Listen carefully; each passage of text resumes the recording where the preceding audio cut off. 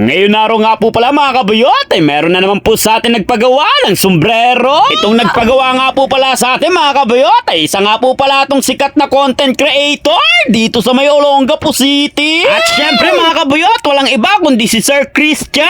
Siya nga po pala mga kabuyot, ang owner ng CFG Motovlog. Grabe, sobrang sikat nga po pala yan dito sa Olongapo City. So paano ba yan mga kabuyot? Tara, umpisa na natin yung vlog na to.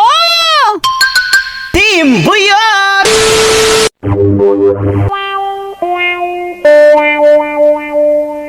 Yun o, isa mapagpalang araw. Ngayon araw nga pala mga kabuyot, ay kasama nga po pala natin ngayon si CFG Motovlog. Ngayon araw nga pala mga kabuyot, ay magpaparestore nga po pala siya sa atin ng kanyang car. Grabe mga kabuyot, sobrang tangkad nga po pala na ito ni Sir CFG Motovlog. Kaya kung napapansin nyo mga kabuyot, hindi nga po pala ako gano'ng dumidikit dyan sa kanya.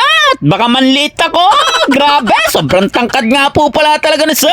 So anyway mga kabuyot, bago nga po pala ang lahat, sa mga nagtatanong nga po pala kung saan yung location ko, dito nga lang po pala ako nakatira sa number 4 Dalpilar Street, Barrio Barreto, Olongapo City.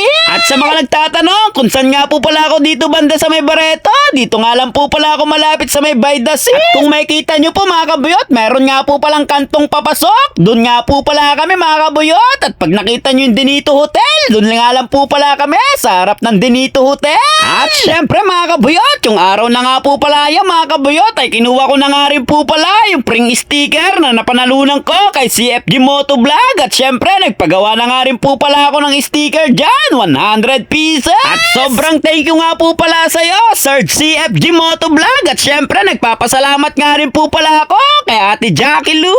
At nag-sponsor nga po pala siya sa atin ng sticker. Yung buyot. So, ito yung pre na 100 yung napanalunan mo. So, parang 110 yata to. So, ito naman yung pina-add mo na isa. So, 110 pa rin siya. Thank you po. Yun o!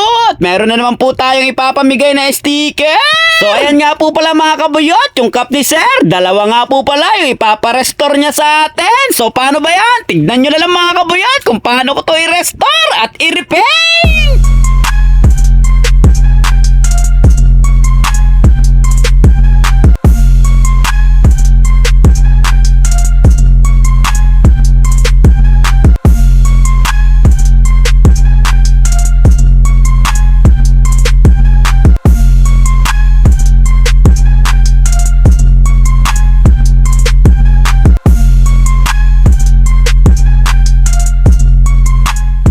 Yun o, grabe! Sobrang solid talaga neto ni Sir CFG Motovlog. So paano ba yan mga kabuyot? Hanggang dito na lang po ang ating vlog. Maraming salamat nga po pala sa mga nag-like, share, and follow ng aking page. God bless you!